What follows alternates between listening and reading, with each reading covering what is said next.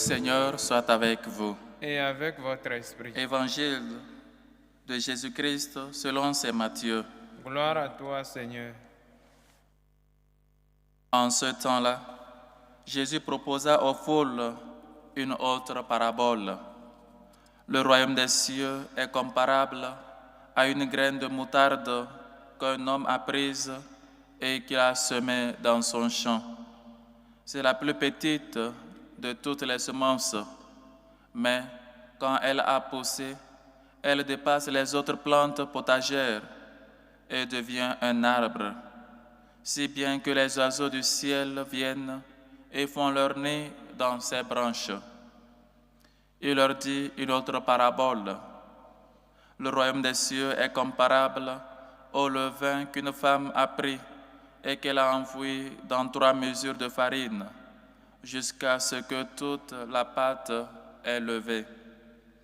Tout cela, Jésus le dit aux foules en parabole, et il ne leur disait rien sans parabole, accomplissant ainsi la parole du prophète. J'ouvrirai la bouche pour des paraboles. Je publierai ce qui fut caché depuis la fondation du monde.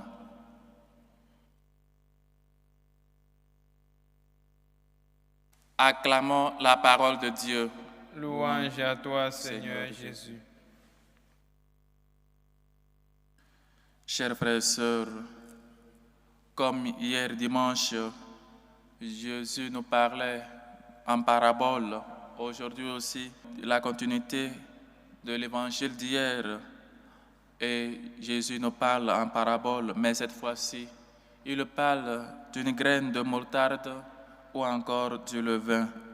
Chers frères et sœurs, le royaume des cieux qui est si grand, Jésus le compare à une graine de moutarde pour qu'on puisse toujours comprendre que cela est semé en nous. Le Dieu qui a mis en nous cette soif-là du désir du bonheur, et il veut que nous puissions toujours arriver. Mais il ne veut pas que nous puissions chercher ce bonheur-là en dehors de lui, mais toujours avec lui qui est ce bonheur éternel, qui est celui-là que si nous l'avons dans notre vie, personne ne saura nous l'arracher. Ou encore, si nous l'avons rencontré, il faut toujours tout vendre et l'acheter et l'avoir de son côté. Chers frères et sœurs, cela ne sert à rien avoir une Bible à la maison si on ne la lit pas. Cela ne sert à rien peut-être avoir un don ou encore savoir utiliser un instrument de musique ou encore peut-être un don, une grâce que le Seigneur t'a donnée. Peut-être les élèves qui ont peut-être la capacité de comprendre le cours à la minute même que le professeur a fini d'expliquer. Si eux-mêmes ils ne mettent pas le don là en exercice, je m'explique. Tu ne peux pas peut-être pouvoir ou encore être conscient d'avoir un don si tu ne le mets pas à l'œuvre, si tu ne le fructifies pas, si tu ne veux pas que ce don-là puisse donner du fruit. Il y a des gens qui, peut-être dans la messe, chantent bien, mais ils ne veulent pas rentrer dans la chorale. Il y a des gens peut-être qui jouent un instrument de musique, ils le jouent très bien, et ils ne veulent pas pratiquer, ou encore ils ne veulent pas faire. Et peu à peu, cela s'oublie. Peu à peu, cela peut rester dans l'oubli, ou encore surtout dans le passé. Le Seigneur a semé en nous ce désir-là, cette petite graine de moutarde dans notre cœur. Il veut que cela puisse pousser et que nous puissions toujours être un exemple, être des grands, que nos feuillages, que nos branches puissent toujours être utiles pour les autres, pour que même les oiseaux du ciel viennent sur nous poser et faire de leur nid, pour que les autres puissent toujours nous regarder, nous soyons toujours un exemple pour les autres. Mais ce que lamentablement nous faisons, nous les chrétiens, on ne veut pas donner un bon exemple. Ou encore, on se fatigue facilement de donner un bon exemple. Pourquoi donc être juste? Pourquoi donc toujours faire le bien si les autres n'en font pas? Pourquoi donc faire ceci? Pourquoi donc ceci? Pourquoi c'est moi à la maison, c'est moi qui dois toujours faire ceci, c'est moi qui dois toujours faire cela?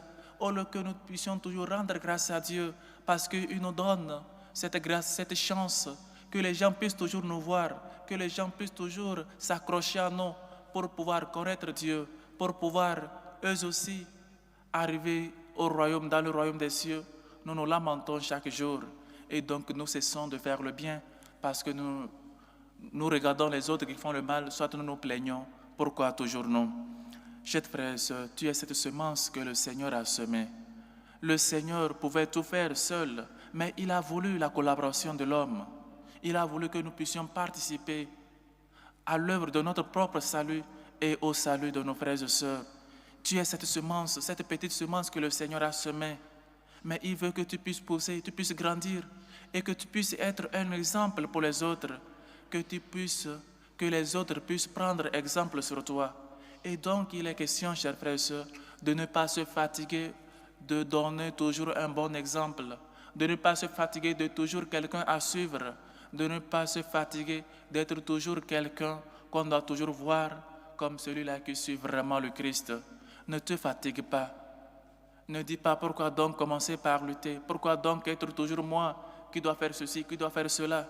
Rends surtout grâce à Dieu parce qu'il te permet de le faire, il te permet de le réaliser.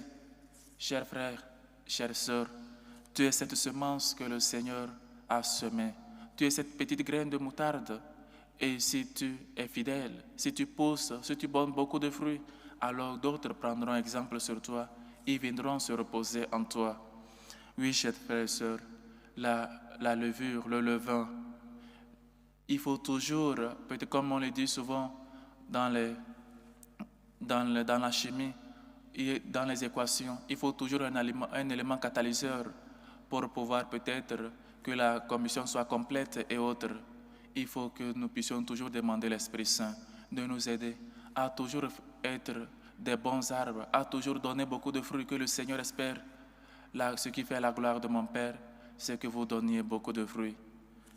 Réalisons, chers frères et sœurs, si nous pouvons avoir la Bible, nous pouvons être, je ne sais pas quoi, des prêtres ou encore quoi que nous soyons, des chrétiens, mais si vraiment nous ne prenons pas conscience de celui que nous suivons vraiment, si nous avons la Bible et nous ne la lisons pas, si nous sommes des prêtres et nous faisons des choses qui ne sont pas dignes des prêtres, ou si nous sommes des chrétiens, nous faisons des choses contraires à notre foi, contraires à tout ce que dit l'Évangile, à tout ce que dit Dieu, vaut mieux qu'on commence déjà par nous repentir. Vaut mieux qu'on commence toujours par voir notre conduite, notre manière de faire des choses. Dieu se préoccupe de nous. Dieu se préoccupe de notre salut à travers l'Église, à travers les sacrements. Approche-toi des sacrements. Approche-toi toujours de Dieu. Lui, il veut te sauver. Lui, il veut que tu sois toujours un exemple à suivre. Mais d'abord, il veut que tu puisses toujours prendre exemple sur lui. Celui-là qui est le modèle. Celui-là qui, par sa présence, par sa venue, il nous a amené le royaume des cieux. Il veut que toi, tu sois aussi ce porteur du royaume des cieux à tes frères, à tes amis, dans ton travail. Il veut que tu sois cette petite graine de moutarde pour que les autres puissent toujours se reposer en toi. Ne te fatigue pas d'être un bon exemple à suivre. Ne te fatigue pas d'être un bon chrétien. Ne regarde pas la vie des autres et te décourager. Suis le Christ. C'est lui notre horizon. C'est lui que nous devons suivre et non les hommes. Seul Dieu peut tout. Chers frères et sœurs, demandons cette grâce à notre Dieu de nous aider toujours à donner un bon exemple, d'être toujours cette graine de moutarde qui pousse et qui fait non seulement de l'ombre pour les uns et les autres, mais aussi qui puisse se reposer sur notre branche, qu'on puisse, par notre vie, par nos actions, par notre comportement, dire toujours aux gens qu'on est chrétien, qu'on suit celui-là qui est le vrai Dieu, celui qui est venu pour nous sauver. Loué soit Jésus-Christ. À jamais.